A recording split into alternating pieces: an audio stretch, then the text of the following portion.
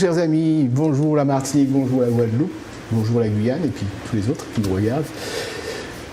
Aujourd'hui, une femme. Vous voyez hein, que je suis gâté. J'arrive à amener une fois sur deux une femme sur ce plateau, c'est génial quand même. Hein. Et une que vous connaissez, je me souviens que la première fois que j'ai fait une émission avec elle, l'après-midi de la diffusion de cette émission, vous étiez nombreux à avoir appelé. Et je me souviens d'une réflexion qu'une auditrice m'avait faite, mais surtout celle-là, gardez-la. Alors je l'ai tellement gardée, ça fait un moment que je ne l'ai pas vue, mais elle est revenue pour vous, pour ceux qui voulaient que je la garde. Bonjour. Bonjour. Sonia Rémus est avec nous. Sonia est un personnage, hein. Elle a plusieurs casquettes. Alors, d'ailleurs, je préfère qu'elle dise ça elle-même parce qu'il y a tellement de choses à dire que... Alors, Sonia, quelle est ta fonction? Qu'est-ce que tu fais dans la vie? Alors, ma fonction, d'abord, je suis ravie parce que c'est aussi un grand plaisir que d'assister à de t'accompagner dans ces belles émissions que tu animes. Et j'ai le plaisir, effectivement, de revenir. Mes casquettes, elles sont multiples. Hein. Je suis formatrice en développement personnel et professionnel parce que j'accompagne. Alors, j'accompagne les entreprises dans leurs besoins, dans tout ce qui est formation de développement professionnel, gestion du stress, risques psychosociaux, gestion des conflits, communication, tout ce qui participe au bien-être du salarié à son poste de travail. Et j'accompagne également les managers pour du coaching, pour du savoir-faire, hein, savoir-être et savoir-faire en tant que manager. Donc, cette casquette de formatrice que j'aime beaucoup, et puis de thérapeute également, puisque j'accompagne en consultation privée, en individuel, et puis également je suis directrice de l'Espace Zen, un lieu magique, un lieu d'exception on va dire, de notre patrimoine, puisqu'il s'agit d'une habitation à Saint-Joseph. Et j'en ai fait un lieu de séminaire, de formation, un lieu où on vient transmettre du savoir, où on peut recevoir des formations, on peut se rencontrer, un lieu d'échange également pour des événements privés ou professionnels. Voilà, donc un lieu où voilà, le savoir circule, anti-stress complètement, c'est pour ça que je l'ai nommé Espace Zen, parce que c'est vraiment un lieu un havre de paix, de calme, et on peut y faire toutes sortes d'événements très intéressants. Je confirme parce que j'ai participé à 2 séminaires dans le lieu, parce que j'appelle ça, c'est un véritable lieu parce qu'il y a de la vie. Tout à fait. C'est une grande maison avec un grand espace vert. Un grand parc arboré. Vraiment, il y a même des arbres centenaires. Donc, vraiment, c'est un endroit assez extraordinaire et qui permet une qualité d'échange. Alors, il n'y a pratiquement pas de bruit. Si jamais on veut organiser le séminaire, il est dans une pièce non climatisée, ventilée à souhait. Ventilée naturellement. Voilà, tout ça passe bien. Avec un carbet, avec... c'est très très sympa. Bon, alors aujourd'hui, je t'ai demandé de venir, parce que c'est un moment qu'on ne s'était pas rencontrés dans ce cadre-là, pour que tu puisses nous parler du stress. Alors, le stress, c'est... C'est vrai que c'est un peu mon dada aussi. Hein. C'est aussi ton dada. C'est aussi 80% de consultations muettes. C'est-à-dire que quand les gens viennent au cabinet, ils ne disent pas qu'ils sont stressés. Non. Mais au fur et à mesure de la consultation, on s'aperçoit que le stress est un grand facteur. Et moi qui m'intéresse beaucoup au phénomène de poids à la Martinique, je dis tout le temps que je ne crois pas à la génétique. C'est vrai que la génétique est toujours présente, mais je ne veux pas qu'on lui donne l'importance qu'on lui accorde, parce que je reste persuadé que l'environnement, le mode de vie, le stress, c'est ce que nous appelons dans notre jargon l'épigénétique, il y a le gène et puis tout ce qu'il y a autour du gène, et que cette épigénétique est même beaucoup plus importante que le gène. Complètement. Donc il n'y a pas de fatalité, et nous avons les moyens, grâce aux choses dont tu vas nous parler, aux techniques dont tu vas nous parler, et on a les moyens d'accompagner le stress pour qu'il ne devienne pas une détresse. Hein. Exactement. Voilà. Alors, quand tu travailles en entreprise, Comment ça se passe? Alors, en entreprise, justement, le stress, on sait maintenant avec toutes les études qui ont été faites que le stress est un facteur énorme de difficultés dans l'entreprise et non seulement pour le salarié, pour l'agent ou le salarié, et également pour l'entreprise, puisque du coup, le stress présent dans la vie de tous les jours va gêner la performance du salarié et de l'entreprise par voie de conséquence. Donc on sait mettre le doigt dessus, et on parle d'ailleurs de risques psychosociaux dans l'entreprise. La prévention des risques psychosociaux est devenue même une obligation légale de l'employeur, puisqu'il faut prendre soin du bien-être du salarié à son poste de travail, et on va pouvoir éviter toutes les difficultés liées au stress que le salarié va rencontrer. Alors, est-ce que tous les patrons, en dehors de grosses entreprises, est-ce que tous les patrons sont conscients de ce phénomène-là? Est-ce qu'ils sont conscients qu'il faille faire quelque chose? Alors, tous, je ne sais pas, mais en tout cas, c'est une problématique qui est tellement importante. L'OMS parle de milliards, puisque ça se compte maintenant presque en milliards, le coût du stress au travail. Donc, c'est vraiment, je pense que chaque employeur raisonnable, effectivement, je t'ai dit l'obligation d'en prendre soin, mais a surtout ce souci-là de faire attention à ce que ces salariés soient au mieux à leur poste de travail. Pourquoi? Parce que ça fait de l'absentéisme. La personne, si elle est énervée, sous pression tout le temps, ça va créer des conflits internes, ça va créer de la résistance, ça va créer de la rétention d'informations. Je ne vais pas pouvoir communiquer dans mes relations transversales, ça va pas fonctionner, etc. Et puis, alors, ça se mesure en termes d'absentéisme, ça se mesure quand ils viennent te voir en termes de maladies de courte durée, ça se mesure en termes de retard, d'erreurs fréquentes, etc., etc. Et tout ça, ça a un coût, puisque évidemment, ça a un coût autant au niveau de la santé, mais aussi au niveau de la performance de l'entreprise. Est-ce que la disposition, je crois que je suis très sensible à ça, est-ce que la disposition des bureaux, le fait qu'un bureau soit comme ça ou dans ce sens-là, est-ce que des cloisons, une répartition géographique peut être perturbatrice dans une entreprise? Alors là, comme tu disais, il y a tellement de facteurs liés au stress, c'est énorme. C'est énorme, parce que là, tu parles effectivement de l'ergonomie.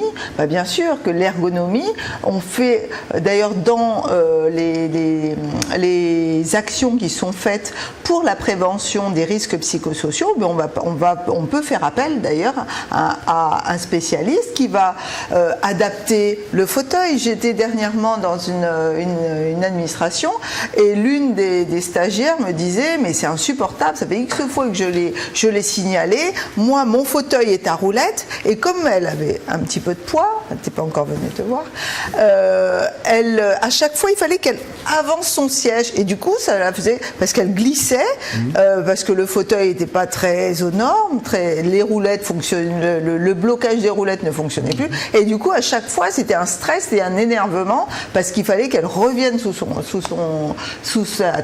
son bureau. Voilà une source d'agacement, d'énervement. Ça fait X fois que je le signale, le fauteuil n'est pas remplacé. Voilà. Effectivement, toutes ces conditions de travail imposent ça paraît anodin, mais effectivement l'orientation, la luminosité, comment est-ce que je suis installé à mon poste de travail, bien sûr que c'est des conditions de base pour le bien-être du salarié.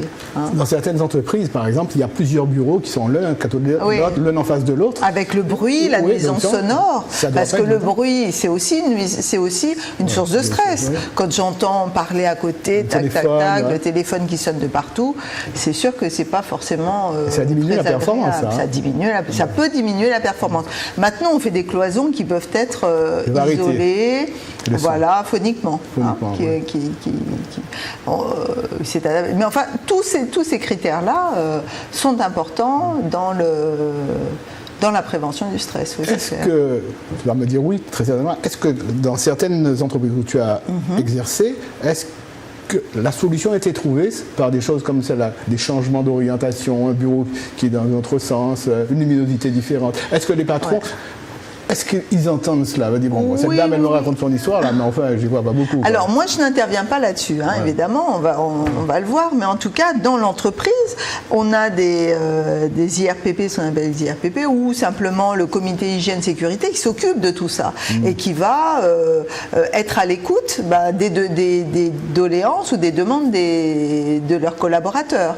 Par exemple, ça peut être changer le matériel, effectivement, pour qu'il soit plus adapté, et puis faire des aménagements de poste, faire des adaptations. Complètement. Et on a le comité, le CHS, il s'est fait aussi pour ça. C'est quoi le CHS? Comité hygiène-sécurité, à fait, dans une entreprise, eh bien, c'est une cellule qui va permettre de travailler sur les conditions de travail. Mais est-ce qu'il y a un comité comme celui-là dans toutes les entreprises? Alors, ça dépend, ça dépend de la taille de l'entreprise, tout à fait. Du nombre de salariés. Dans les toutes petites entreprises, on n'a pas... Oui, mais dans toutes les petites entreprises, tu n'as pas besoin d'intervenir souvent, mais non, quelquefois le dialogue est un peu plus facile avec le patron. Alors là, ce sont les conditions matérielles. Ils vont travailler sur les conditions matérielles. Moi, j'interviens plus sur les conditions psychologiques, donc le développement personnel, c'est-à-dire comment la personne va trouver les ressources pour gérer son stress. Parce qu'en fait, on va se rendre compte que le stress, on peut être stressé partout. Regardez cette lumière là qui est juste en face de moi, ça peut être une source de stress, ça m'agace. Si c'est là toute la journée, je suis là toute la journée. Mais là, ça va très bien sur le Merci. Et donc, tout peut être source de stress. Le fait de craindre d'arriver en retard, les embouteillages, le réveil déjà de bon matin, la pointeuse, la pression de la direction, les relations transversales qui sont peut-être pas forcément faciles, les rétentions que j'ai, le service support qui me donne pas ce que je veux, justement. Ça fait X fois que je demande un changement de fauteuil, je l'ai pas encore. Donc, beaucoup de choses peuvent être source de stress. Là, on ne parle qu'au travail, mais évidemment, je suis un être humain entier. Quand j'arrive avec mon stress de la maison, du mari, des enfants, etc., des difficultés, eh bien, ça va venir se rajouter. Et si je ne sais pas gérer ça, me calmer, prendre de la distance sur les événements qui arrivent, sur les expériences qui se présentent, évidemment, je suis en stress tout le temps. Et si je suis en stress, je suis tendue, je suis angoissée, je vais avoir mal au cou, au dos, et voilà. Et je vais être obligée de me faire aider, de me faire accompagner, parce que, comme tu dis, j'arrive et je dis, j'ai un problème, j'ai mal au dos, j'ai les cheveux qui tombent, je ne dors plus, je grossis, je maigris, voilà. On parle du stress au travail, mais on peut emmener le stress du travail à la maison aussi. Complètement, et ramener le stress de la maison au travail. Exactement, c'est à base communicante. Exactement. C'est ça. Alors, qu'est-ce que tu proposes à ces chefs d'entreprise et qu'est-ce que tu proposes à ces salariés plutôt, parce que moi j'aime bien je parle du salarié parce qu'il faut lui donner son accord. Il faut qu'il donne son accord, c'est clair. Non, moi ce que je propose, c'est qu'effectivement chacun, on est responsable de sa vie, on est responsable, si j'ai une collègue qui m'embête et qui me casse les pieds, qui m'empêche de travailler correctement, qui me contrarie en tout cas, évidemment, ça me met en stress. Comment est-ce que je vais pouvoir faire dans la relation pour, si j'ai un hiérarchique qui me met la pression, etc., il va bien falloir que je puisse gérer, fonctionner avec toutes ces pressions qui viennent de partout. Et moi, en fait, j'accompagne ces personnes à comprendre ce qui se passe, comment est-ce que je peux me positionner, d'abord apprendre à se positionner, poser ses limites, poser le cadre, gérer ses émotions, se calmer, gérer ses émotions et puis ne pas être dans la peur aussi, parce qu'on sait que souvent on est tout le temps dans la peur d'être en retard, peur de mal faire, peur de ne pas arriver à tenir les objectifs, peur de ne pas être apprécié, peur de mal communiquer, bref, on est bourré de peur, inconsciente évidemment souvent, et bien ce travail-là, si on arrive justement à prendre soin de soi d'abord et puis à gérer ses émotions, prendre de la distance, appréhender ne pas prendre pour soi d'ailleurs tout ce qui vient de l'extérieur, parce que souvent la moindre remarque, ça y est, on est blessé, on est attaqué, on se sent mal, etc. Déjà ne pas en faire une affaire personnelle, dirait le docteur Ruiz dans les 4 accords Toltec, j'aime bien. Ouais. Eh bien, ça va nous permettre de mieux gérer toutes les situations qui arrivent. Pas toutes les galères, toutes les expériences qui se présentent, parce que du coup ce ne seront plus des galères, ce seront des expériences que je vais arriver à anticiper, peut-être pas anticiper ou au moins à gérer. Hein. Est-ce que tu penses que l'antillais est particulièrement susceptible et que dans l'entreprise, cette susceptibilité peut nuire à la bonne marche de cette entreprise, pour lui-même aussi d'ailleurs? C'est ça, c'est ça. C'est sûr que plus on est susceptible, plus on est soupolé, plus on va prendre le moindre regard de l'autre comme étant une critique personnelle. Vous voyez ? Donc, quand tu parles de la susceptibilité de l'antillais, c'est alors est-ce que c'est propre à l'antillais? Peut-être qu'effectivement, je parle des antillais parce que est-ce qu'il n'y a pas de l'atavisme dans cela? Est-ce que l'histoire n'est pas pesante? Oui, je lisais les travaux de Cabourg-Masson qui expliquaient comment, alors bon, il l'explique mieux que moi évidemment, mais comment notre héritage, l'esclave en fait, qui n'avait pas d'identité puisqu'il était un meuble qu'on pouvait vendre comme on voulait, donc pas d'identité.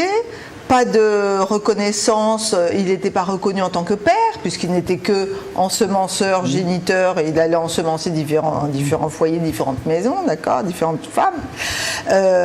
Donc il n'était pas responsable non plus de sa portée, on va dire, de ses enfants. Il n'était pas reconnu en tant que mari, puisque le fruit de l'union faisait un enfant esclave, d'accord. Donc la femme peut-être préférait aller. Et donc tout ça, comme on est toujours la reproduction inconsciente de nos ancêtres, on reproduit toujours que ce qu'on connaît, donc on reproduit de façon inconsciemment tout ça, tout cet atavisme dont tu parles. Effectivement, ça peut justifier parfois que certains ont des difficultés au niveau identitaire, au niveau de la personnalité, au niveau de l'identité. On n'a pas suffisamment d'estime de soi pour pouvoir dire attends, il croit ce qu'il croit, ça lui appartient. Ça ne veut rien dire de moi, parce que moi j'ai suffisamment d'estime de moi pour être bien, d'accord, pour fonctionner. Et donc ce recul-là, ce détachement va me mettre en stress, va m'agresser, ça va être une blessure peut-être supplémentaire qui vient réactiver encore des blessures que j'avais plus en amont. Et voilà. Et le conflit commence.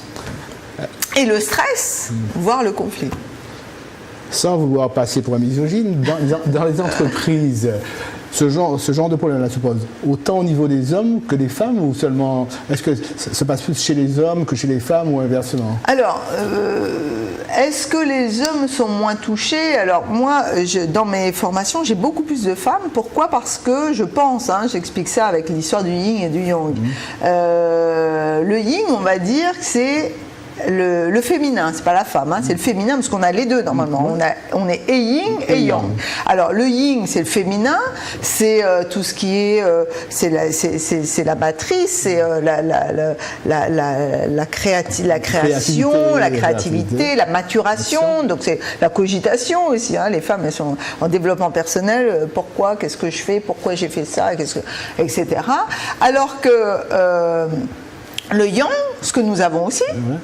C'est pour ça qu'il y a des femmes qui sont très yang, c'est les potomitans. C'est quoi? C'est l'action.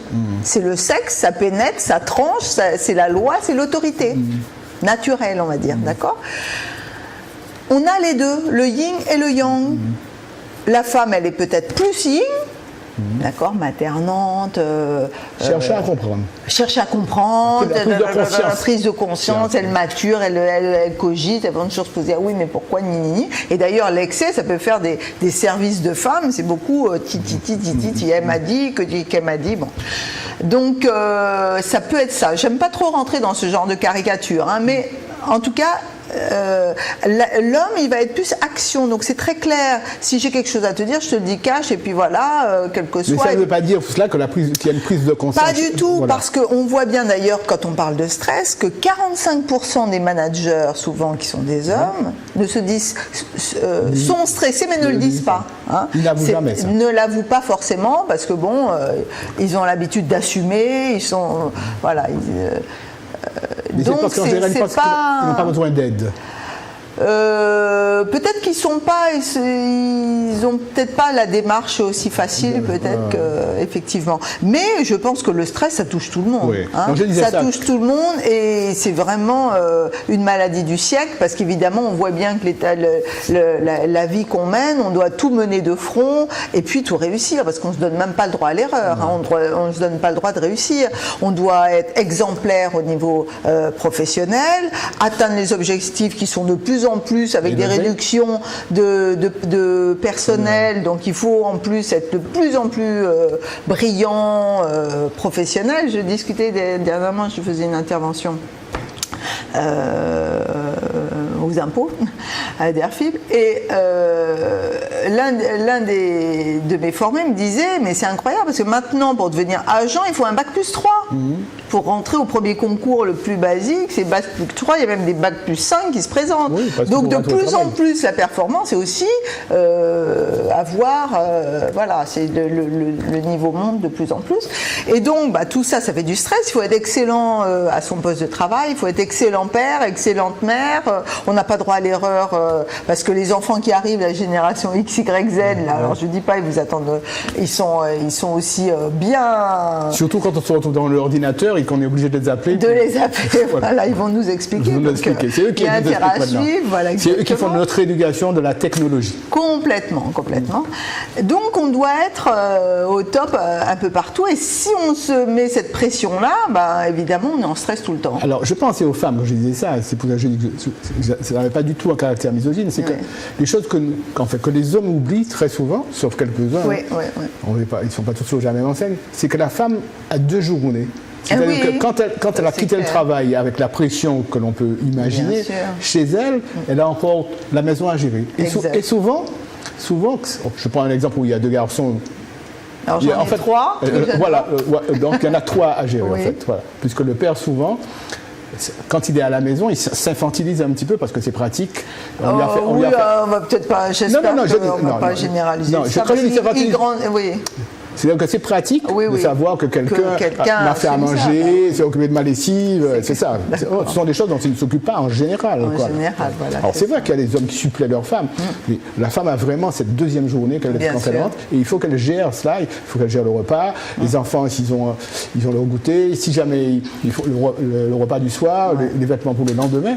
Donc les femmes en Martinique sont hyper stressées. Hyper stressées, c'est clair. Parce qu'elles ont effectivement beaucoup de casquettes. Beaucoup de casquettes, voilà. Casquette. D'ailleurs, certains hommes, si jamais ils devaient faire tout ce que font une femme, je crois qu'ils auraient quelques soucis. C'est vrai, si on devait intervertir les rôles. Oui, c'est sûr. Alors, clair. Il y a la fibre maternelle, la fibre féminine, qui permet aussi de faire face à tout cela. Cette fibre que nous, les hommes, nous n'avons pas, ça c'est clair. D'accord. Parce que la gestion n'est pas du tout la même. Mais enfin, en termes de gestion, je pense que, comme on est yin et yang tous les deux, je pense qu'on devrait pouvoir s'en sortir aussi. C'est peut-être un manque d'habitude de l'homme. Justement, c'est parce que l'éducation de l'homme est surtout très yang. Parce que les mères martiniquaises, les antillaises en général, mais les martiniquaises en particulier, élèvent leurs fils très très young. Oui, c'est ça. C'est comme ça que ça se passe, je sais de quoi je parle. Bien sûr.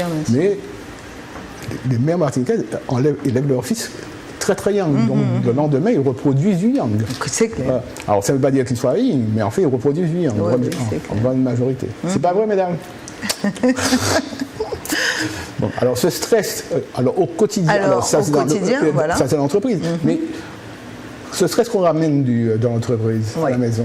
Alors pareil, ce stress, c'est ce que tu viens de dire, c'est gérer toute la maison, c'est être à l'écoute de son enfant qui est en difficulté, être à l'écoute de son ado qui est en très grande difficulté, parce qu'il faut etc. Et donc il faut gérer tout ça, sa vie professionnelle, sa vie personnelle, sa vie familiale, sa vie relationnelle, les difficultés avec des amis, enfin j'en sais rien, toute une vie complète. tête, hein, et ça fait souvent beaucoup de stress accumulé. Et c'est pour ça que c'est important d'apprendre à bien se connaître, d'apprendre à être, on va dire, rempli dans son centre, au clair avec soi, déjà, hein, parce qu'il faut d'abord que je sois au clair avec moi pour pouvoir fonctionner avec l'autre. Hein. J'aime bien dire, on est dans une relation, on est deux, et il faut d'abord que je m'occupe de ma partie, de mon bout, comme dit Salomé.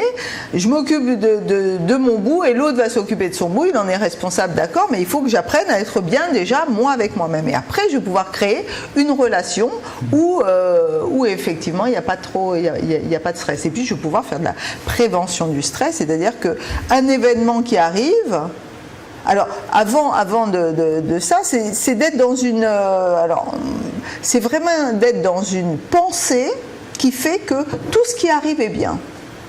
Moi, j'incite beaucoup à ça parce que sinon on se laisse envahir et c'est juste programmer ce qui va arriver comme étant une catastrophe probable. Qu'est-ce qui va j'ai des stagiaires qui me disent le matin, je me réveille, je me dis mais qu'est-ce qui va m'arriver encore aujourd'hui, comment je vais m'en sortir. Pourquoi ? Parce qu'elles sont déjà en train de programmer la difficulté qui va arriver. Alors évidemment, de le programmer, forcément ça arrive.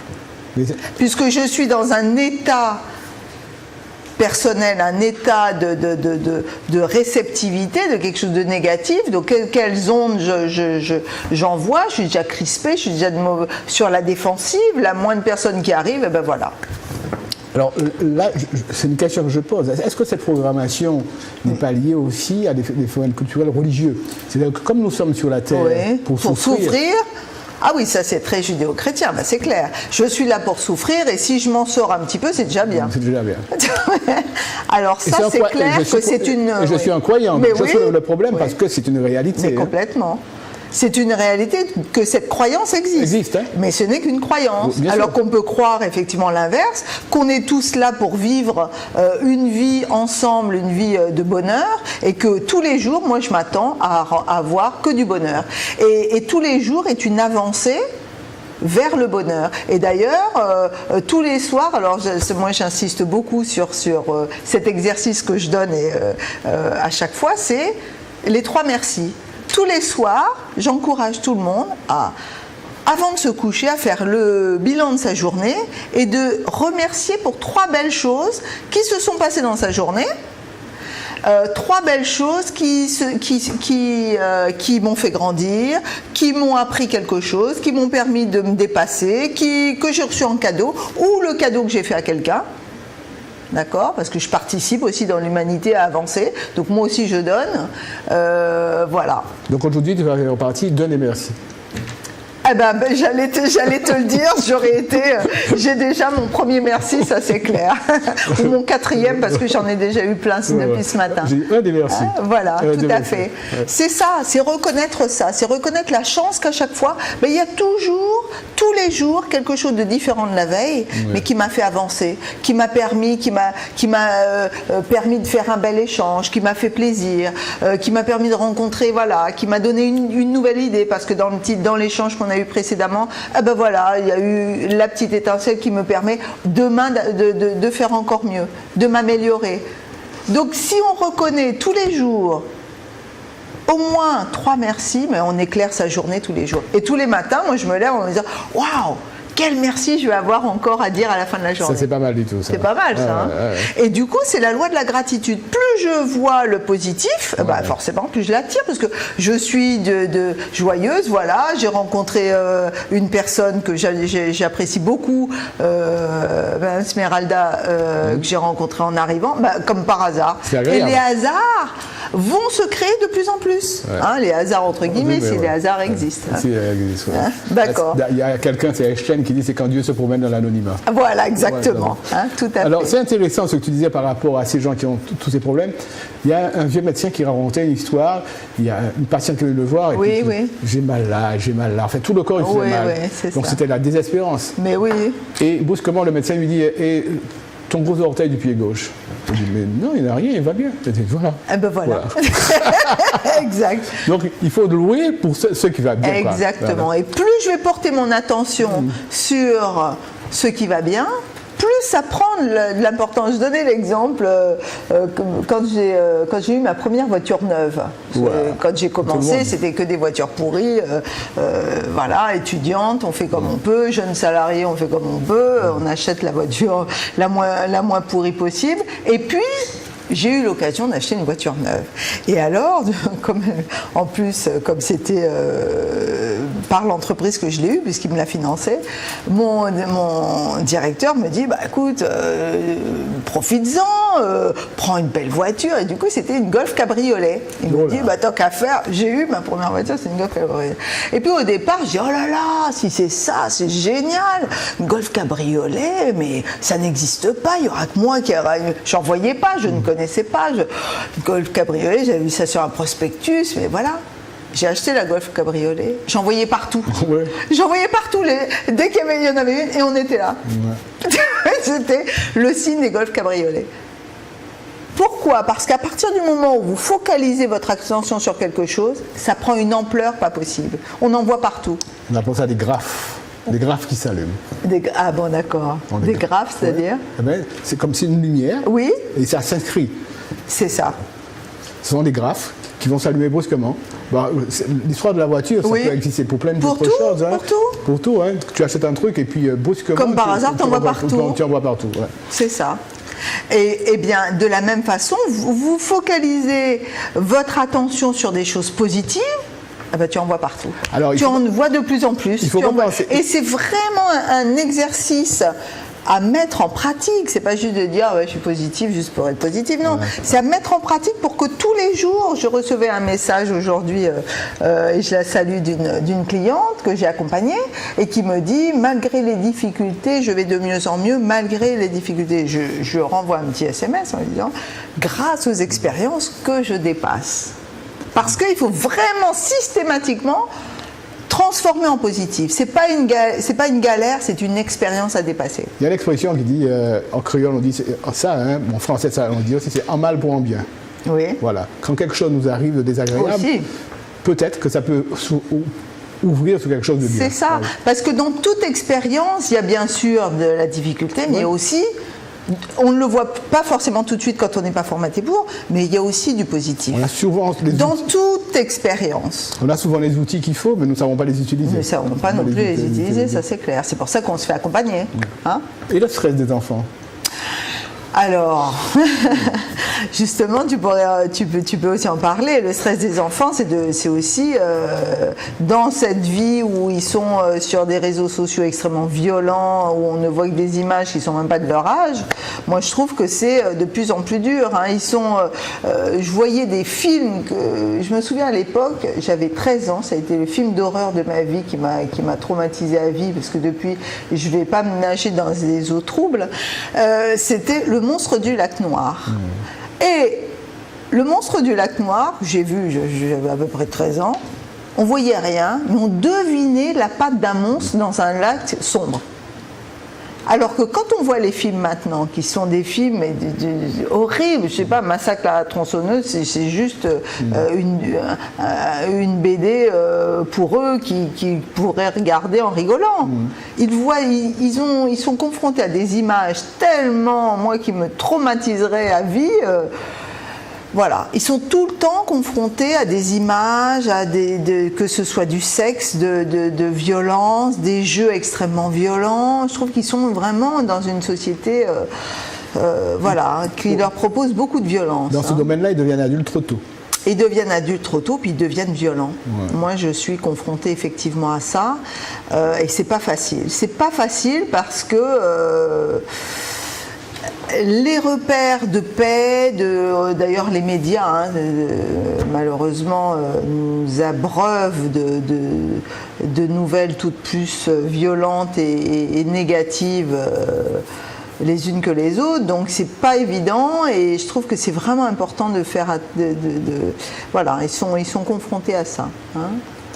Est-ce qu'il faudrait contrôler, à partir de quel âge tu penses qu'il faut contrôler ce qu'on regarde l'enfant à la télé. Enfin, alors justement, Mme Esmeralda qu'on a croisée, parlait, j'avais beaucoup apprécié son intervention sur les jeux des enfants et surtout c'était pas les réseaux sociaux qu'elle avait fait, c'était les jeux vidéo. Les jeux vidéo.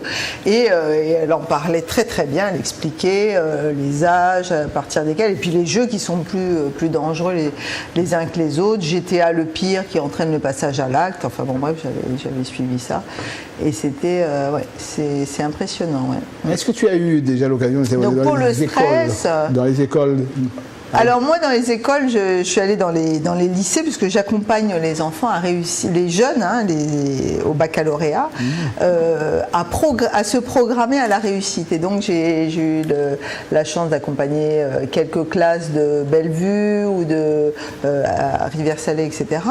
En prenant des classes au bac, juste avant le bac, les préparer à la réussite au bac. Et effectivement, à Bellevue, par exemple, ils avaient mesuré la progression de réussite scolaire à 93%, réussite au bac. Pourquoi ? Parce que justement, on est pensé, et notre pensée, c'est notre pensée qui nous limite et qui nous fait nos peurs, qui peuvent nous faire échouer. Or, si on switch et on passe dans une pensée de réussite, comme en font les coachs sportifs, c'est ça. C'est qu'on passe sur une autre croyance, plutôt que de croire que de toute façon c'est pas pour moi, je vais pas y arriver, ça va être difficile, ça va être difficile, je sens que ça va être difficile, c'est clair que ça va être difficile. Les éternels secondes parce que l'autre est meilleur, quoi. Voilà, par exemple, et du coup, il suffit simplement de changer sa programmation, de changer sa pensée, pour qu'effectivement on en ait le retour et on soit dans des stratégies de réussite. Donc tu travailles avec les élèves. Est-ce qu'il y a un internat particulier qui s'appelle l'internat de la réussite? La réussite, oui, tout à fait, j'ai entendu parler de ça. Tu n'as jamais travaillé avec eux? Non, je ne connais pas. Mais de toute façon, on est tous programmés. D'une certaine façon, on est programmé par notre héritage à la naissance, on est par le stress de papa, maman, etc. aussi. Ouais. On est programmé par l'éducation, tu disais aussi par le milieu culturel, par la religion, selon certaines croyances. On est programmé par les expériences qu'on a vécues et la façon dont on a réagi face à ça ou que les autres ont réagi. Donc on est un ensemble de programmes. D'accord ? Programme de réussite, parce que la preuve c'est qu'on est vivant, on fonctionne, j'ai un travail, j'ai des enfants, j'ai un mari, etc. Il y a des choses qui se mettent en place, je crée des liens, je crée des amitiés, mais aussi programme d'échec. Est-ce que des gens qui se sont programmés pour l'échec depuis longtemps, depuis la naissance, des fois. Comment les faire sortir de ça ? Ça peut être comment est-ce qu'on évolue ? Parce que la vie, c'est ça. La vie nous amène des expériences et cette expérience, elle nous sert justement à changer le programme. Elle nous sert justement à évoluer. On arrive, je sais pas, on a appris, on a eu une éducation assez violente. En Martinique, malheureusement, c'est beaucoup. C'est beaucoup. Donc, pour élever les enfants, il faut les taper. Tu as bon à rien, tu ne réussiras jamais. Voilà. Et puis avec des coups. Ouais. Donc si je ne fais pas attention, je vais reproduire ça sur mes enfants, parce que on n'est que dans la reproduction inconsciente. Par contre, ce sont les expériences qui arrivent qui me font dire, si je fais un voyage, je ne sais pas, en Suède, je vais voir qu'effectivement il y a un autre type d'éducation. Peut-être que ça va me donner d'autres modèles. Si j'ai une lecture, si je vais à une formation, si je rencontre une personne qui a une autre façon de fonctionner, ça va me remettre en question. Donc c'est vraiment l'expérience qui va me faire me remettre en question, changer mon programme limitant et puis évoluer. Maintenant, encore faut-il que je veuille changer. Parce que je peux aussi me dire, non, j'ai rien à changer, c'est l'autre qui est vraiment un casse-pied, c'est l'autre qui fait mal, c'est l'autre qui me casse les pieds, et du coup, je ne change pas. J'attends que ce soit l'autre qui change. Ça, c'est à l'âge adulte. Et c'est le côté victime. Oui. À l'âge adulte, pas que. Moi, j'apprends ça à mes enfants depuis très jeune aussi. Il faut l'apprendre. Il faut dire ça, c'est que quand un enfant, chez lui, ses parents lui ont... Il peut être très moyen, Mais comme tu disais, il y a une exigence de réussite. Et que ses parents lui disent, tu ne feras jamais rien de bon. C'est clair qu'il va avoir du mal. Il va avoir du mal, le pauvre. Mais si jamais, en plus, il a un enseignant qui est lui en difficulté. Parce que des enseignants en difficulté, il y en a plein. Il y en a qui font des dépressions. Donc si jamais il y a un enseignant en dépression qui a un enfant comme celui-là dans sa classe, c'est une vraie catastrophe. Bien sûr. Donc, est-ce qu'il faudrait faire un état des lieux de façon systématique pour les enfants et pour les enseignants? Je prends un exemple comme celui-là. Un état des lieux, c'est-à-dire, de temps en temps, réunir ces gens-là pour qu'ils émettent leur desiderata, dire comment ça peut se passer, quel échange. Les enseignants se forment quand même, donc ils font bien des réunions de temps en temps pour améliorer les choses. Non, ils se forment, au moins de la formation. Mais enfin, après ça devient très très lointain. Pendant les 5 ans de formation, tu dis...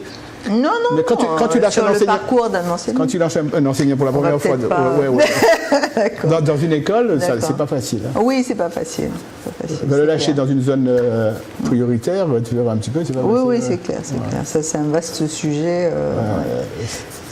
Et vu la responsabilité en plus que l'enseignant a dans notre société, parce que justement, il participe avec le parent à faire la société de demain. Hein. C'est clair. Il ne fait pas l'éducation, mais il participe au savoir. Et ce savoir-là, c'est une façon de... Et puis maintenant, il participe à l'éducation, parce qu'on demande maintenant... On leur demande ça, mais en fait, c'est pas le rôle des enseignants. Oui, aussi. L'éducation, elle se fait à la maison. Hein. Tout à fait. C'est pas dehors que tu vas taper ton enfant parce qu'il a traversé une rue. Si jamais chez toi, tu lui as dit de ne pas traverser, avec ce qu'il fallait comme argument. Parce que les enfants, on est persuadé que les enfants n'entendent pas, ne savent pas. C'est pas vrai. Si on explique aux enfants, en général, ils entendent. Hein. Bien sûr. Oui, tout à fait. On a décidé... c'est toute l'éducation, c'est tout le travail éducationnel des parents, c'est clair. Hein. D'accord. Mais c'est vrai que ce stress-là, c'est la résultante de tout ça. C'est la résultante de tout notre parcours. Hein. Et la façon dont je vais aborder tout type de situation, ça va me mettre en stress ou non. Parce que face à la même expérience, une personne peut être tout à fait confortable, et puis l'autre va être complètement stressée, paralysée même, et peut même se mettre, tomber malade. Et par exemple... Les embouteillages, en ce moment, il y a des travaux de partout, et d'ailleurs ça fait un peu plaisir, parce que pareil, quand le bâtiment reprend, l'économie de la société repart. Il y a du ciment qui a été vendu. Hein. Waouh, il y a des travaux de partout, là, ça bouge. Et donc, les embouteillages. L'un, ça va l'énerver, il est tout le temps en train d'aboyer par la fenêtre, en train de hurler sur celui qui lui fait une queue de poisson et qui veut gagner un demi-mètre. Et l'autre, tranquille, il a mis sa petite musique, il fait son agenda comme je fais moi le matin, je finis mon agenda. Il est parti un peu plus tôt. Même pas en partant à l'heure, voilà. Il sait que de toute façon, comme tous les matins, il va arriver au travail et puis voilà. Et que ça va se faire. Donc, comment est-ce que je vais pouvoir switcher, soit quand je suis en stress, pour être zen, pour être cool. Voilà tout le travail qu'il y a à faire sur soi et c'est passionnant. Je suppose que c'est passionnant. Dis-moi, quels sont les projets que tu as? Alors, de temps en temps, tu organisais des séminaires à la Dominique. Oui, tout à fait. Séminaire à la Dominique, toujours pareil, pour déconnecter carrément de son quotidien. Donc, des séminaires à la Dominique, des séminaires à l'Espace Zen, parce que maintenant j'ai un lieu de rêve. Donc, d'ailleurs, la semaine prochaine, j'ai un séminaire à l'Espace Zen anti-stress.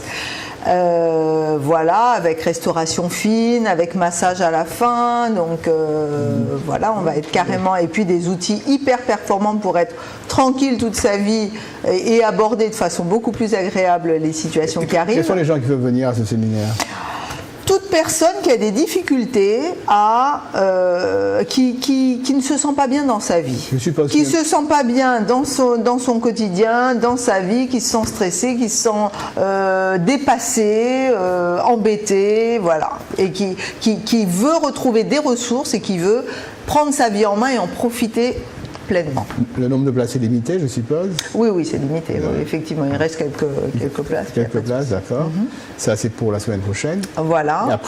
Et après, donc, j'organise régulièrement des séminaires comme cela. Et puis, prochainement, on va faire quelque chose de très sympa. Ça va être un brunch à l'Espace Zen, un brunch gastronomique.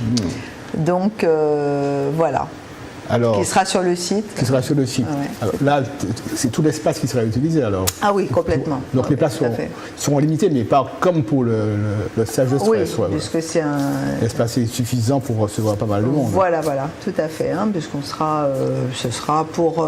D'abord, on va toucher à de la gastronomie, puisque j'ai un traiteur qui est juste exceptionnel par rapport à ça. Donc voilà, on va faire quelque chose exceptionnel. Attention. On s'attend à quelque chose d'exceptionnel. Je pense qu'il veut relever le défi en tout cas. D'accord, parfait, entendu. On essaye de faire des belles choses, de bien, et bon, et comme tous, on n'est pas parfait. Okay. Donc, on tend vers l'excellence, mais on se donne le choix aussi de faire des erreurs. Je voulais juste te demander, juste une question avant que nous... On se donne la possibilité. Est-ce que tu interviens dans les familles ? Non, pas spécialement. Pas spécialement. Non. Est-ce qu'il y a des familles qui sont venues déjà te voir? Voilà.